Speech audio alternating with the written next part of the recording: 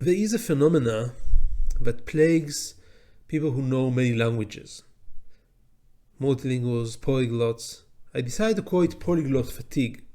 And here it is. You're speaking English relatively fluently, and then as you're speaking, you by mistake use a word from a different language, usually a very similar language. So you will be speaking English and you are French, and you suddenly use a French word without intending to. Now, note, I'm not speaking about the use of foreign language in English, which is something you can't do in a good measure, especially if you use it very rarely. Sometimes it's useful. I'm also not speaking about a mistake in writing that comes from consciously choosing a word that just happens to be wrong in the circumstances. I'm speaking about an indiscretion that can take a fraction of a second, using a word from a different language.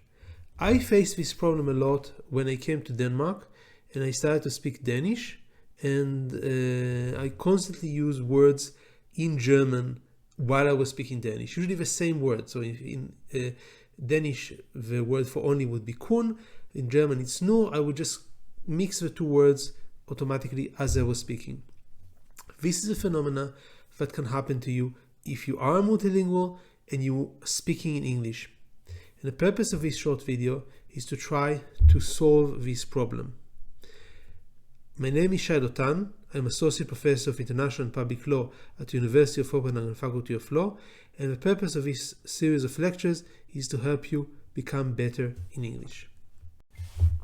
If you know other languages that are similar to English, you need to be aware of polyglot fatigue, of making these mistakes, this tiny indiscretion that make yourself not clear to the audience. Many times when I was speaking, for example, Danish and using German words, I would correct myself immediately. And this actually was just more confusing to the audience because now I'm using several words in different languages squeezed in the same sentence. This is something that you want to avoid. The question is how you can do that. Because if in writing, you're able to write to yourself a list of your common mistakes and then consciously and deliberately go one after the other and check and edit that, you cannot do that in speaking. What you need to do is you need to train your mind to avoid making these mistakes, these split-second mistakes. How can you do that? Now, what I offer in this video are two solutions, the long-term solution and the short-term solution. The long-term solution is you try to make yourself comfortable enough in English so that these mistakes will disappear. When I got my Danish improved, I used German less and less. I even noticed that I'm starting to make the opposite mistake, in which I would, if I speak German, I would use Danish words, because now Danish was more prominent in my mind.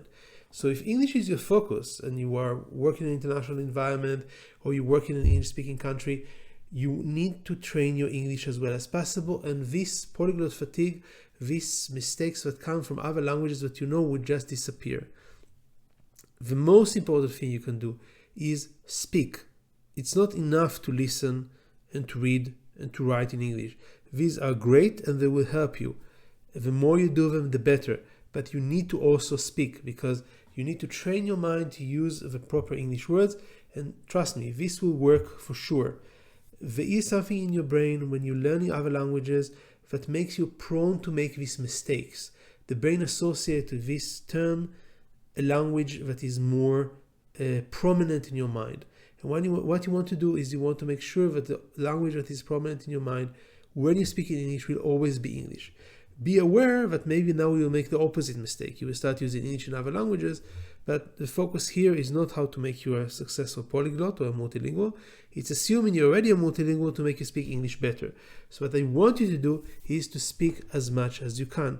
And I spoke in other lectures on how you can find more opportunities to speak. Speak to tourists that are in the institution, to visitors. If you can, go to an exchange in an English-speaking country. If you cannot go to an English-speaking country, go to a very international environment where everybody is speaking English. You will notice that people speak English that is not very good. They make mistakes themselves. That's not the important part. The important part is that you will speak. And always remember that if your goal is to improve your English, not to make friends, but to improve your English, you have to speak as clearly and as beautifully as you can. So speak English well and often. and this will solve this problem gradually, and then you don't have to worry about that.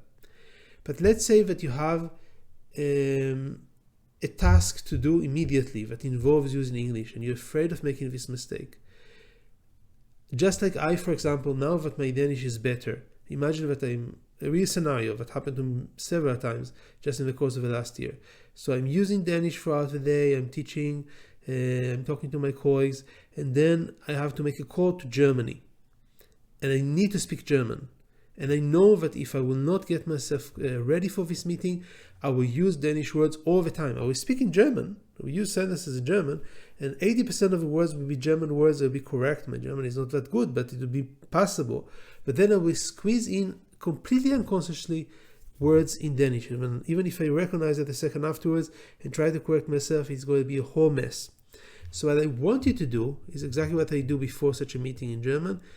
Immerse yourself in English for a short, momentary advantage that will erase the other languages from being so prominent in your head.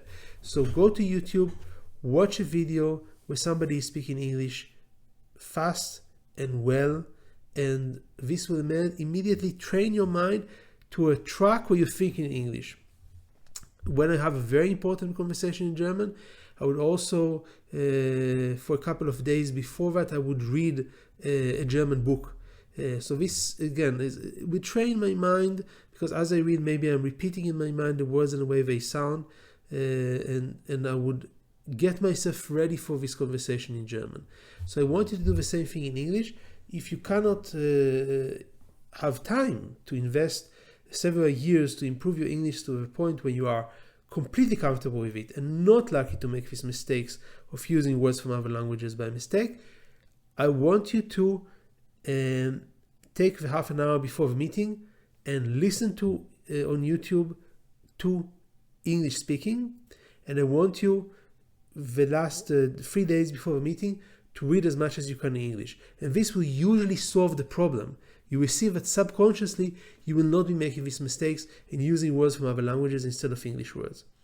So if you want to fight against polyglot fatigue, the long term is a lot of hard work and a lot of speaking for a long time until you're perfectly comfortable in English and you just stop making mistakes completely. And if you need to have a quick fix, you're preparing for an important meeting, immerse yourself in English for a short time, and this will usually reduce the problem significantly. If this happens anyway, don't worry about it too much. Usually, if the rest of the sentences are clear and it's clear that it's a mistake, the listener will not take it against you. They would realize anyway that you're international, that you're not a native speaker, and they would accept this mistake. So the goal is not to stress over it, but to find ways to continuously improve your speaking and improve your ability to handle this polyglot fatigue.